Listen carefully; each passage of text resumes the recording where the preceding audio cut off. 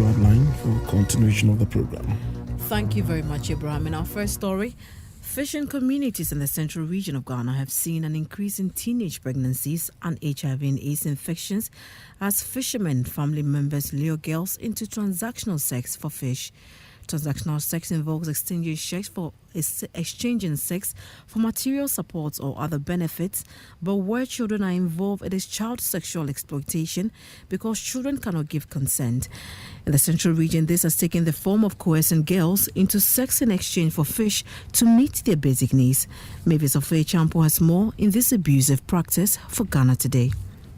Most rural fishing communities are poor as a result of improper education and incomes. In places like the Cape Coast and Elmina in the central region, adolescent girls and boys are prone to exploitation due to lack of knowledge of their rights and inability to make informed choices. They are exposed to abuses as they fend for themselves and their families. One such case of abuse is a practice termed sex for fish. It is a form of transactional sex where girls are coerced into engaging in unprotected sex in exchange for fish. They then sell the fish to cater for themselves and their families' needs.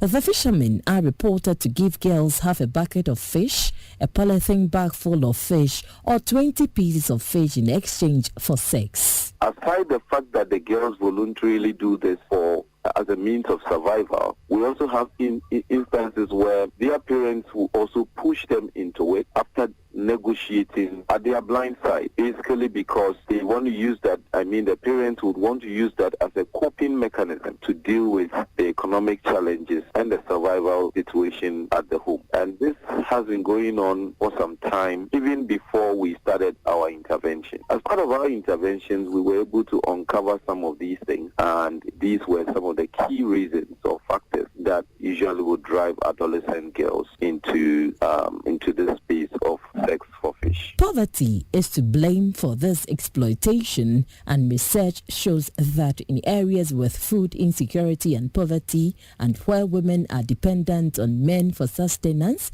there is risk of such sex exploitation.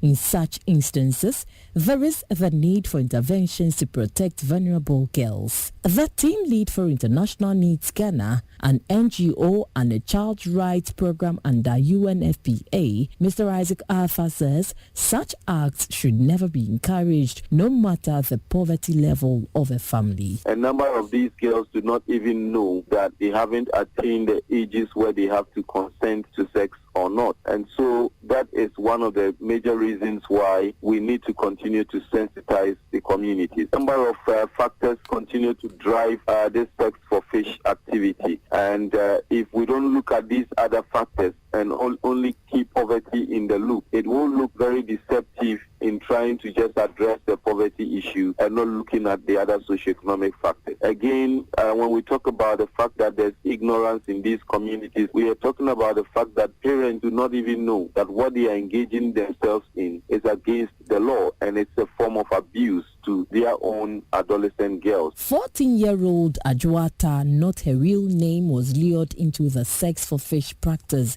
because her parents could not afford her school fees. She fell into the hands of a fisherman who gave her bowls of fish to sell in exchange for fish. She got pregnant and dropped out of school. I did not know it would happen this way. I really wanted to go to school, but my parents were unable to afford the school fees, and I had to sell the fish to fend for my education. I feel bad for being pregnant. Mr. Isaac Arthur said perpetrators of such acts should be arrested and prosecuted. A number of them have not even attained the age of consent for sex legally, and so that is even more criminal because per the laws of our country, any adolescent girl who is not aged 16 years but has any thing to do with any man or a boy of any age is termed as defilement. And so most of these girls who are living in these communities have been defiled according to the definitions. However, the perpetrators of these criminal acts are walking free, and this does not look good for our country. Statistics from the District Health Directorate of Abra Asebu Kwaman Kese, one of the districts in the central region where this practice is believed to be common, 2021 shows that a total of 433 girls aged between 10 and 19 years got pregnant from January to December in 2021. Between 2016 and 2020, more than 500,000 girls aged 10 to 19 years became pregnant in Ghana, an average of more than 111,000 teen pregnancies per year. Of all the teen pregnancies during this period involved more than 13,400 girls between the ages of 10 and 14. Mr. Isaac Arthur said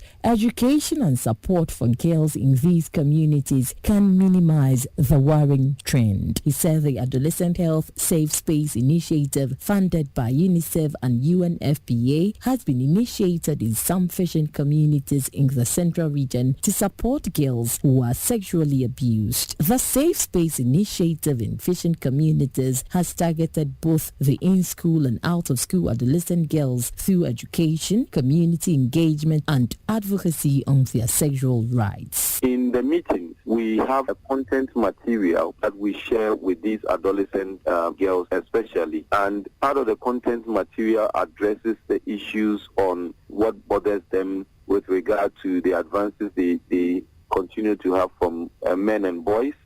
We also educate them on their sexual reproductive health and their rights. We educate them on, the fact that they should be able to say no to some of these sexual offers that come to them from time to time. And then the fact that if anything like sexual and gender-based violence happens to them in terms of defilement or any form of abuse, they have to report. These engagements have made them very assertive. They are empowered now to say no. They are empowered now to report any attempt by any man or boy in the community to either offer them fish or either offer them another commodity like money in exchange for sex. And that has really helped. A number of people have been reported and they have been investigated as well. On the other side of the perpetrators of these acts, brought them into a state of recognizing the fact that there are a number of people and organizations observing what is going on. And that has contributed to the reduction in the activity called Sex for Fish. We also recognize the fact that most of the out-of-school girls are free and available. And as a result of that, we have engaged them in apprenticeship and others enrolled them in school after a series of counseling. And this has also contributed to them being taken away from the effect of these abuses that come to them or they face on a daily basis in their various communities. Traditionally, rapists are named and shamed and in some instances ostracized from the community. However, many of the survivors are reluctant to name the perpetrators and opt to resolve the matter privately. This according to the Queen Mother of the Ningo traditional area,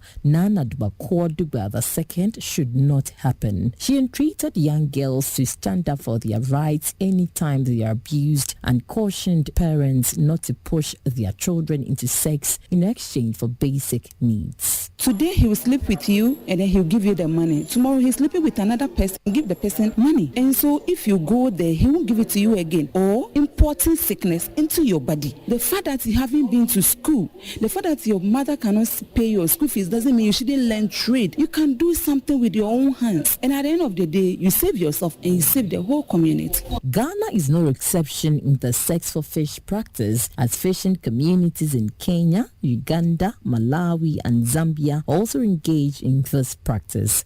We actually interviewed a few victims who hitherto were involved, but as a result of interventions have come out of this situation. And it is clear that these girls actually had that experience as well, and one of them actually got pregnant as a result. But then there was no mention of a moment where there was protected sex. So that is really true and aligns with what is happening in Kenya. The underlying factors for this practice are poverty and the lack of knowledge and protection of the rights of adolescent girls. Stakeholders and organizations under UNFPA are working to ensure the total elimination of the menace of sex for fish. For Ghana Today, Mavis of Champon reporting. Mavis of Champo